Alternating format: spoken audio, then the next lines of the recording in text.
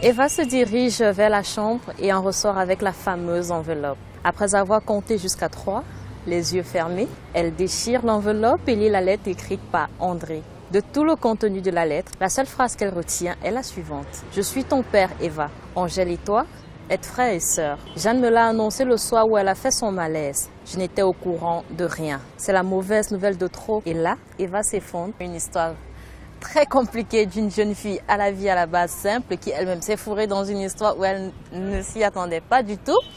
Et puis finalement elle se retrouve enceinte d'un garçon qui est son frère, mais elle ignore le lien de sang.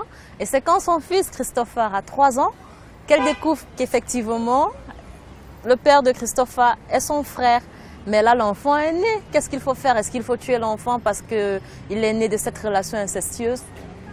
That's the question. Je préfère généralement que chacun tire les leçons après avoir lu parce qu'il y en a des tonnes. J'aborde tellement de thèmes dans cet ouvrage. L'amitié, l'amour, l'inceste, il y en a des milliers.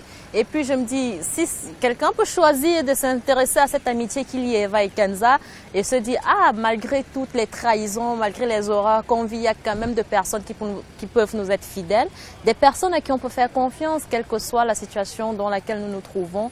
Donc je dirais, il vaut mieux que chacun prenne la peine de lire cet ouvrage-là et de retenir ce qui lui semble important pour sa vie parce que ça s'adapte à chacun. Il y a plusieurs personnes qui se retrouvent dans certains aspects de ce roman. C'est pas général, c'est pas automatique pour tout le monde. Eva, c'est une aventure qui naît alors que je suis en école de formation de journaliste. Là, je suis à Douala et je vis un bisoutage très compliqué.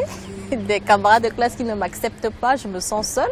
Je me retire dans mon coin et j'ai envie de raconter mes aventures à ma meilleure amie qui, elle est en Belgique. Donc je commence à lui raconter mes galères, comment je suis détestée de tout le monde, comment personne ne m'accepte, je me sens seule et me manque. Au bout de 2 ans, quand je relis ces choses que j'écrivais, je me dis non, ça n'a pas de sens ça, je vais transformer cette histoire en quelque chose de plutôt réel. Et puis comme j'aime beaucoup ce prénom Eva, je le dis d'ailleurs dans l'ouvrage, pour moi ça incarne la femme même, j'adopte le prénom Eva. Et je vais faire une histoire un peu tordue qui va déboucher sur cet inceste-là entre Eva et Angèle. Et voilà comment le bouquin devient aujourd'hui ce que j'ai entre les mains là. Je disais tantôt, pour mon prochain ouvrage, il est officiellement paru ce 24 janvier 2017 et c'est pratiquement une exclusivité pour Africa 24. J'en parle pour la première fois là et c'est un réel plaisir. Il s'appelle Elle y est pourtant parvenue. En fait, c'est un roman biographique qui raconte la vie d'une jeune Camerounaise décédée en février 2017. Et ses amis m'ont contacté pour l'immortaliser à travers cet ouvrage. Donc c'est un récit basé sur des faits réels. Le personnage principal, Barbara, elle se prénomme ainsi, a effectivement existé. Elle est malheureusement décédée trop tôt selon sa famille et ses amis, mais elle vivra jamais à travers ces quelques lignes que nous lui avons dédiées.